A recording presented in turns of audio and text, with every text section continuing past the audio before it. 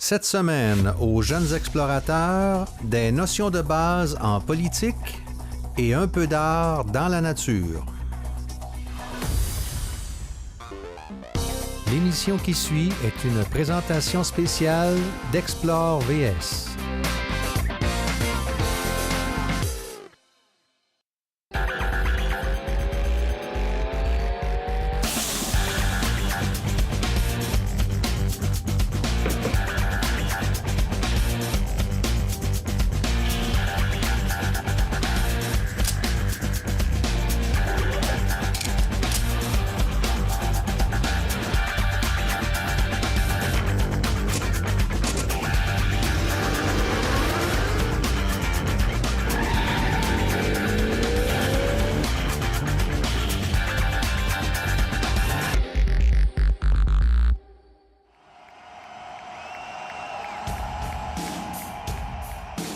Le hockey.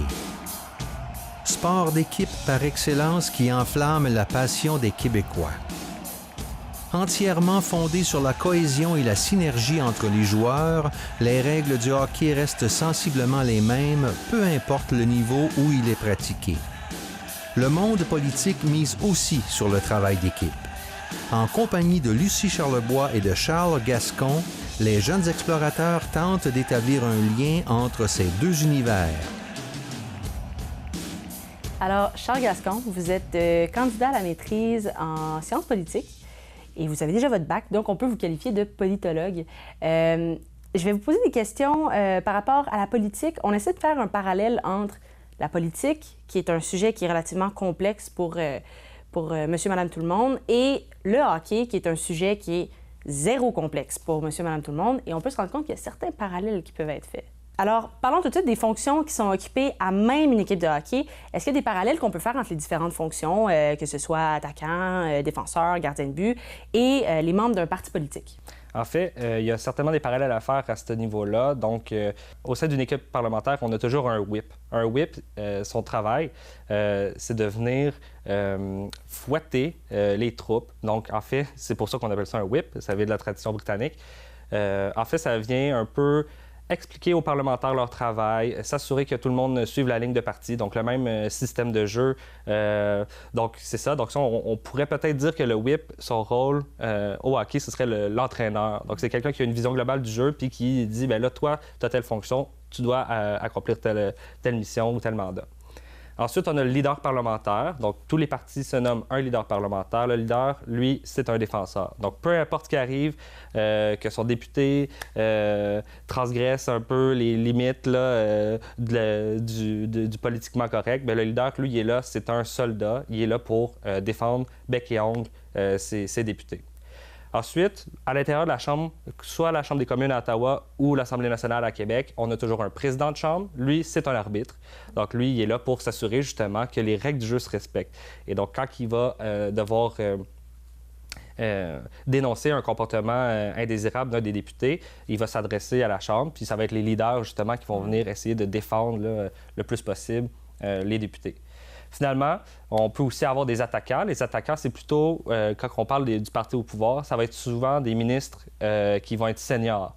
Donc, si on regarde un cas réel, en ce moment, au gouvernement du Québec, un attaquant, que je pourrais nommer, c'est peut-être Gaétan Barrette, donc le ministre de la Santé, qui on sait qu'il a la verve assez dynamique, disons. Dans sa poche. Exactement. Et donc, lui, c'est un attaquant. Donc, quand il arrive une situation de crise ou peu importe, on l'envoie, il va parler, il va être capable de se débrouiller, peu importe la question des journalistes. Puis, donc, ça va bien faire paraître le gouvernement. Donc, en gros, là, ce seraient les parallèles que je pourrais faire. Et quand vous avez parlé du président, quand l'arbitre siffle au hockey, on arrête le jeu. Et quand le président se lève à la chambre... On se tait et on s'assoit. Donc, ça, c'est une des procédures de décorum là, pour s'assurer que tout va bien dans la chambre, soit des communes ou de l'Assemblée nationale. Dès que le leader se lève, les autres doivent s'asseoir. Madame Charlebois, vous êtes une amatrice de hockey. Vous aimez beaucoup ça. Alors, si vous le voulez bien, on va essayer de faire des parallèles entre la politique régionale ou la politique en général et le hockey, parce que des fois, c'est un peu obscur pour les gens, comprendre un peu les rouages de la politique. Alors, si on commence à même l'équipe, dans une équipe de hockey, il y a des différents joueurs qui ont différentes fonctions, même au sein de l'administration. Qu'en est-il au niveau de la politique régionale? C'est quoi les différentes fonctions des membres d'un comté?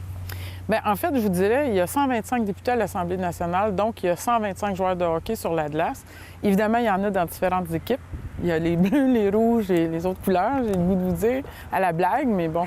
Et chacun, on a tous le même but, c'est de venir en aide au maximum à nos citoyens. C'est ça pourquoi on travaille. On est élu par la population, pour la population. Donc, on a nos dossiers régionaux à défendre, les dossiers de citoyens où il peut y arriver parfois dans l'appareil administratif qu'il y ait un blocage, où on peut aider. Quand il arrive des choses, notamment les inondations, pour donner un exemple, bien, moi, quand je rentre au caucus, je parle au nom de la majorité de mes citoyens. Les situations qu'ils vivent, comment on peut défendre bien leurs dossiers, comment on peut assurer leur sécurité. Bon, dans le cas des inondations, c'était ça, mais il y a toutes sortes d'autres problématiques que nous faisons valoir à l'intérieur même de notre caucus.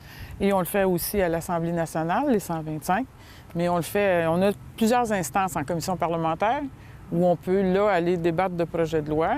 Il y a plusieurs instances où on peut le faire. Les gens, souvent, pensent que les députés, bien, ils font les activités de fin de semaine, puis, bon, ils font des annonces. Ils annoncent des écoles, ils annoncent des travaux dans les aqueducs, ils annoncent toutes sortes de choses, mais c'est...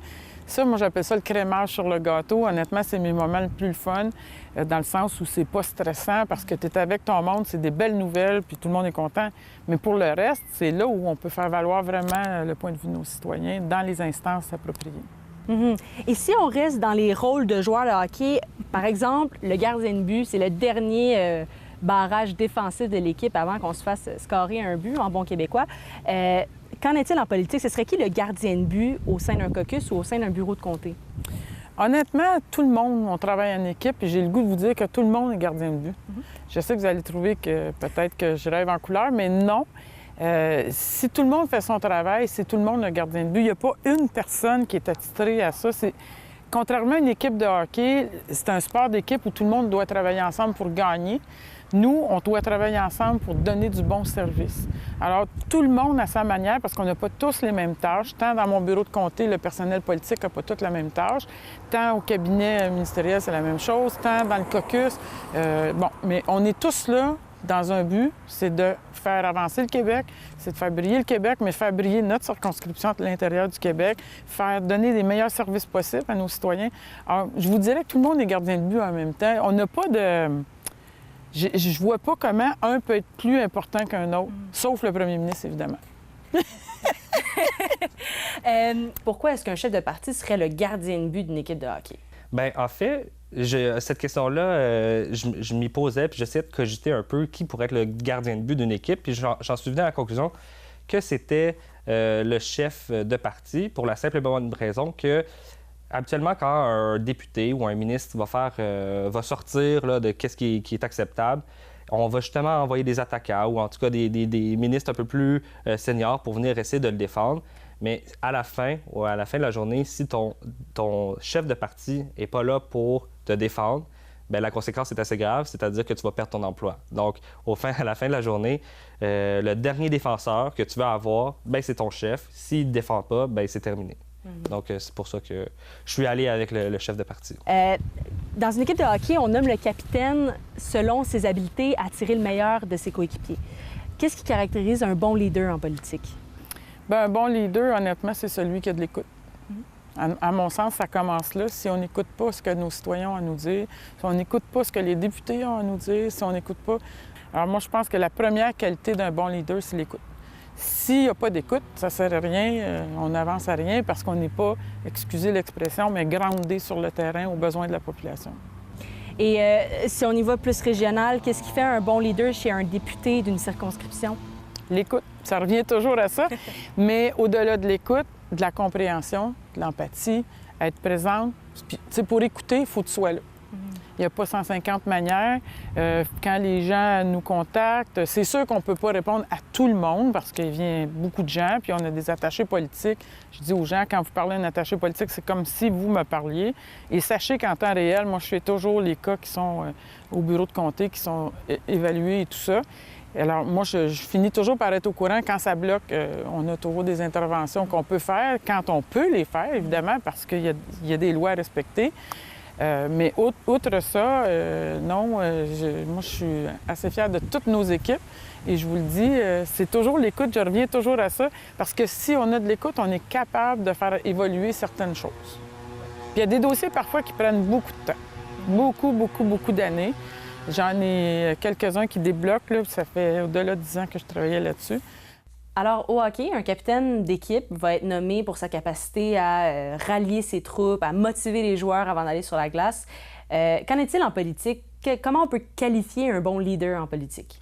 En fait, moi, je vais concevoir un bon leader d'une manière très stratégique, c'est-à-dire un bon leader, c'est quelqu'un qui est capable de mettre en œuvre les idées qu'il avait et donc qui est capable de mener à des résultats. Donc, je veux dire que c'est quelqu'un qui a besoin d'écoute, qui a besoin de vision, qui a besoin d'efficacité, puis finalement, évidemment, la question du charisme. Un bon leader va venir avec un bon plan de communication derrière lui pour essayer de mythifier, essayer de faire en sorte que cette personne-là soit plus grande que nature, qu'il y a des attributs exceptionnels pour que les gens puissent embarquer dans sa vision. Donc, c'est pas pour rien qu'autour des chefs, il y a des grandes campagnes de sensibilisation, des grandes campagnes de promotion, puis beaucoup de budgets qui sont attribués à l'image du chef, parce que le charisme est une partie intégrante du leadership. Et si on va retourner à un autre parallèle, là. Je vous en sors un autre. Avec le bâton de hockey. Exactement. Si on parle de hockey, la ligue majeure, le plus important, celui qu'on va regarder à la télé en premier, c'est la LNH. Si on fait un parallèle avec le Québec, ce serait ce qui se passe à l'Assemblée nationale. Mais il y a aussi des petites ligues mineures aussi. On va regarder des fois des matchs de la LHJMQ. Si on fait un parallèle avec la politique régionale, qu'est-ce qui est important dans la politique régionale qu'on oublie souvent? Pourquoi est-ce que ce serait important de suivre ça? Bien, c'est la base. C'est la base. Quand je vous parlais d'écoute tantôt, quand je parle avec mes élus à la MRC, c'est pourquoi on est élu. Honnêtement, on est élu pour s'occuper de notre comté d'abord. C'est bien beau, la scène provinciale, mais la fonction première d'un député, c'est de s'occuper de ses citoyens, c'est de s'occuper de ses dossiers économiques, c'est de s'occuper de ses dossiers santé, en éducation, etc. Alors, c'est ça, la politique régionale, c'est de parler non seulement avec les élus, mais avec les citoyens, avec les gens qui représentent certaines instances. Moi, je pense que vous pouvez voir que je suis assez facile d'approche. Alors, j'ai cette facilité-là de communiquer avec les gens, mais en même temps, les gens me le rendent bien. Honnêtement, c'est le fun parce qu'ici, on a une population qui est dynamique, on a des dirigeants qui sont dynamiques, on a des représentants de toutes les instances qui sont super dynamiques, même dans le monde scolaire, partout. Alors, c'est facile pour le député, après, de faire valoir les dossiers qu'on a besoin. Là. Est-ce qu'il y a des parallèles qu'on peut faire entre les ligues mineures au hockey, majeures, et ce qui se passe à Québec comme il se passe en comté pour les... C'est un parallèle qu'on peut faire entre les ligues mineures puis les ligues majeures. C'est plutôt au niveau des partis politiques, il y a des ailes jeunesse. Donc, par exemple, au Parti québécois, au Parti libéral du Québec, puis même à la CAQ, on a des espèces de rassemblements de jeunes, des jeunes militants qui s'impliquent puis qui apprennent à se socialiser au niveau politique, essaient de faire bouger des choses dans les partis. Et c'est comme ça un peu là, que je pourrais voir là, des parallèles. Également, le parallèle, ce serait vraiment dommage d'avoir un système politique où le milieu municipal serait un espèce de tremplin pour les autres paliers, parce que c'est ça qui est beau de la démocratie, puis c'est ça qui est beau de vivre dans un système comme le nôtre, c'est qu'un médecin peut devenir premier ministre. Donc, il n'y a pas vraiment de chemin, il n'y a pas vraiment de voie là, qui nous destine vers une ou l'autre des fonctions. OK. Monsieur Gascon, chaque joueur de hockey, dès qu'il commence à jouer, a une idole. Est-ce qu'on peut dire que c'est la même chose pour les politiciens? Est-ce qu'il y a des gens au Québec ou même dans la région de Vaudreuil-Soulanges, des politiciens, des personnes qui se sont impliquées dans la politique dont on peut être fier? En fait, certainement. Je suis certain que si on demande la question à n'importe quel politicien, ils ont des gens qui ont guidé ou qui ont marqué leur propre action politique. Même les citoyens en général ont des gens comme ça. Donc, par exemple, René Lévesque. Lorsqu'on pose cette question-là, on entendrait son nom sortir souvent. Donc, René Lévesque, Pierre-Éliott Trudeau. Donc, c'est des gens qui ont vraiment marqué des générations au niveau de la politique québécoise et canadienne. Puis aussi, on peut aller à l'international. On peut penser à Nelson Mandela, par exemple. Donc, c'est des grandes figures qui nous inspirent. Dans Vaudreuil-Soulanges, vous avez eu la chance d'avoir 2 hommes politiques assez exceptionnels qui vous ont représentés au niveau de l'Assemblée nationale.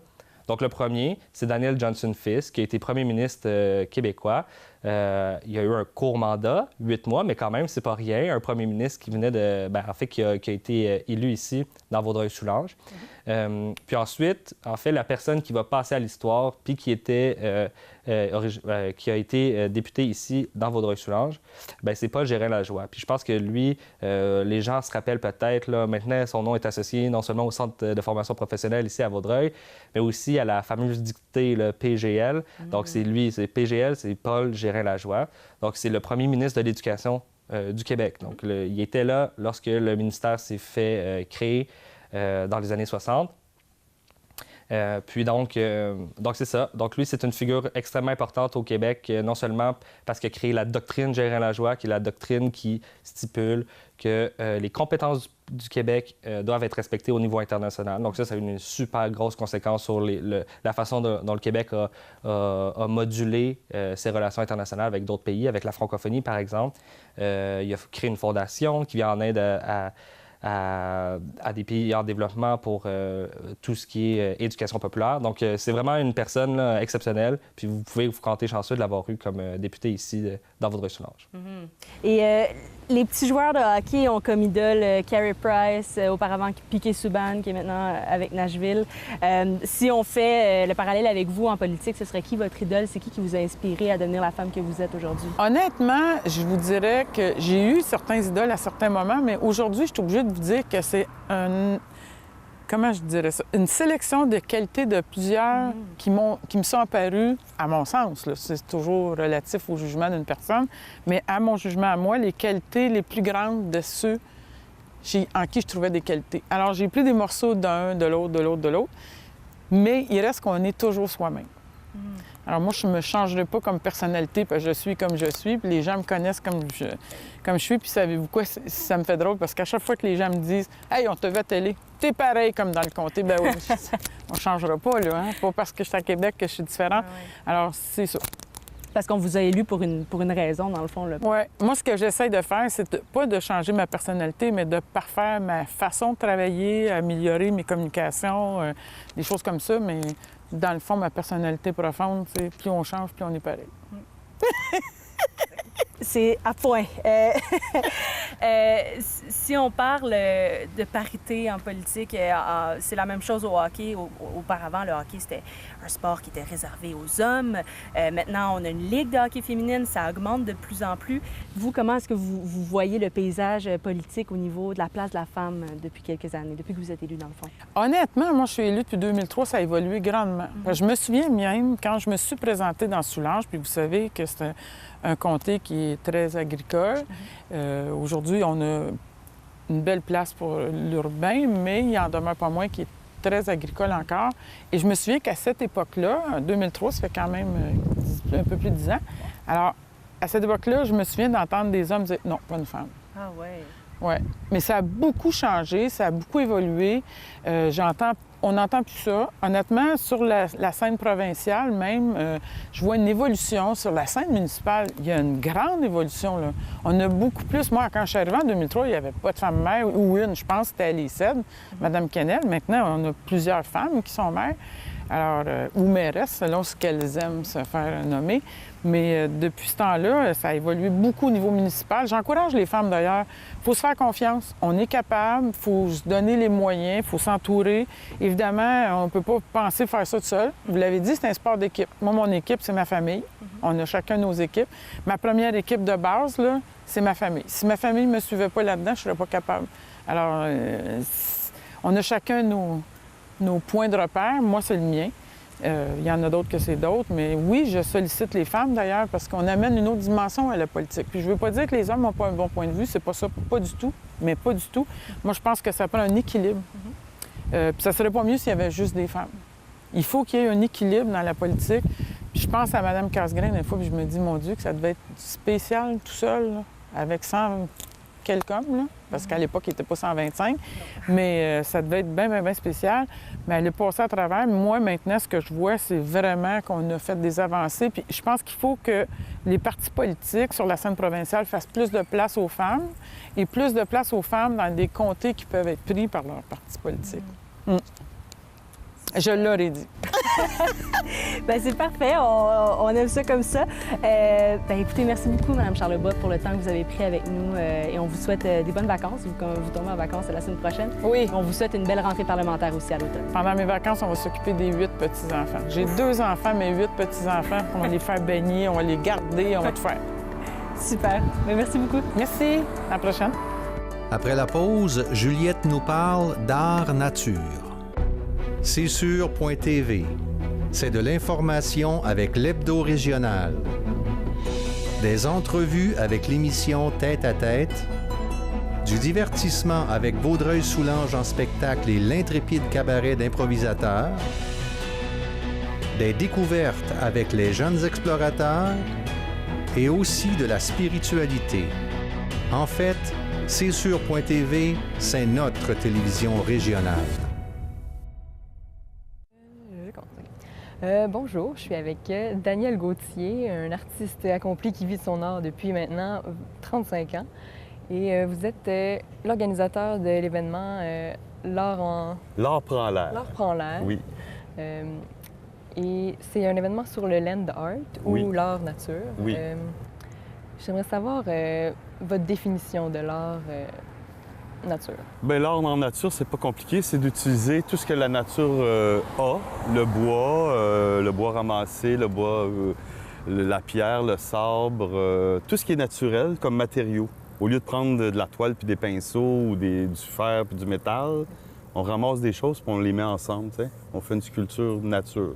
Ça peut être éphémère, ça peut durer que quelques temps, ou si c'est un matériau plus résistant, ça peut durer plus longtemps. T'sais. Mais la beauté de la chose, c'est d'utiliser au moins à 90 de la matière naturelle. T'sais.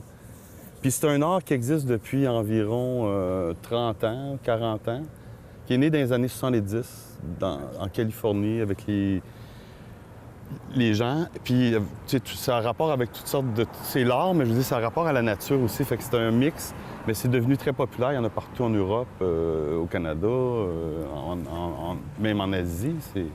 Donc, qu'est-ce qui la distinguerait de l'art visuel conventionnel? Bien, premièrement, c'est ludique dans le sens que, en général, les artistes qui vont être appelés à faire une œuvre dans le cadre de la nature, tu sais, des fois, ça peut être un grand sculpteur, ça peut être un grand peintre, mais ça va le sortir de sa zone de confort un peu, parce qu'il faut qu'il travaille avec des matériaux qu'il trouve, tu sais. C'est ça qui est amusant, c'est que c'est comme un défi aussi, tu sais. Puis c'est très ludique, les enfants passent, ils regardent les gens travailler, c'est une performance. La plupart du temps, les artistes travaillent dans leur atelier ou dans leur studio, puis ils présentent leurs œuvres, tu sais. Là, tu travailles en public, tu sais. C'est sûr qu'il y a eu une réflexion avant de commencer, mais c'est le fun de voir la réaction des gens. C'est amusant. Et cet événement-là, c'est vous qui l'avez organisé? Oui, c'est la 3e année. Cette année, c'est une année un peu différente parce que les autres années, on étirait ça sur la période d'1 mois. Puis on travaillait vraiment dans la nature. On travaillait au parc Jack Layton, sur le bord de l'eau, qui communique avec le Sandy Beach. OK? Il y a une plage, alors ça communique avec cette plage-là, le Sandy Beach. Donc, on a travaillé, il y a eu 10 sculptures qui ont été faites par des grands artistes, dont Armand Vaillancourt, Mark Walter, moi j'en avais fait une, Sonia Hartwich. Je veux dire, il y a eu plusieurs artistes, tu sais. D'ailleurs, il y a sur 10 sculptures présentement qui sont, bien là, il y en a plus parce qu'on en a fait 5 nouvelles. Il en reste au moins 6 là-bas. Ah, oui, les autres, c'est ça. Et cette année, c'est... C'est un peu spécial à cause que on a vécu des grosses inondations ici. Hein? Ça a été très sinistré, toute la région ici, l'eau montée. Notre parc Jack Layton était envahi d'eau, beaucoup, là. La plage complètement envahie. D'ailleurs, on est rendu au mois de juillet, puis le niveau n'a pas vraiment diminué beaucoup un peu, mais il est encore très, très haut. Alors, c'est ça. Étant donné que c'est un peu comme là-bas, un peu chamboulé, les accès des parcs sont difficiles, il y a des ponts qui ont été détruits. Alors, on a décidé d'utiliser la ville, Ah, OK. puis de faire travailler les gens dans des parcs, puis rendre ça... puis je trouve que c'est une belle formule, tu sais. Donc, c'est comme un mélange d'art urbain et d'art nature. Oui, on c'est ça. pourrait dire. Exactement, mais l'essentiel, pourquoi c'est de l'art nature, c'est dans le sens que les matériaux sont composés de nature, tu sais. Et il y a combien d'artistes cette année qui... Cette année, il y a 5 artistes. Il y a... Est-ce que tu veux que je les nomme? Oui, je peux te les nommer. Il y a Monica Brickman, OK? Il y a Roxanne Wood. Il y a Nancy Farnham. Puis il y a Ken Thompson, un homme. Puis il y a moi, l'autre homme, Daniel Gauthier. J'ai toujours fait honneur d'avoir une égalité de femmes-hommes. Je trouve ça le fun. C'est une belle dynamique, ça.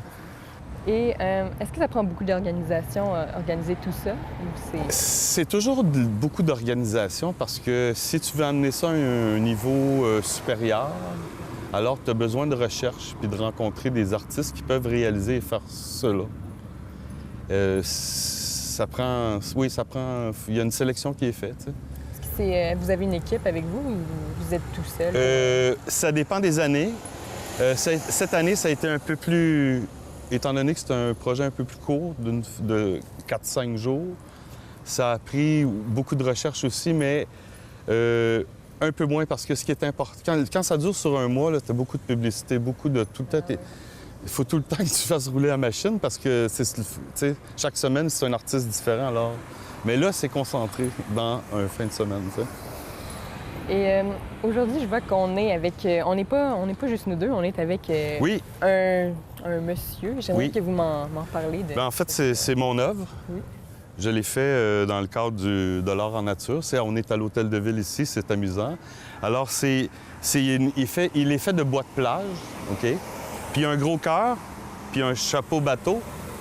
Parce que, encore une fois, c'est un rappel du sinistre des inondations. Comme un pirate ou un capitaine. Oui, c'est ça. Puis aussi, c'est le gardien du Sandy Beach, ici, de la plage.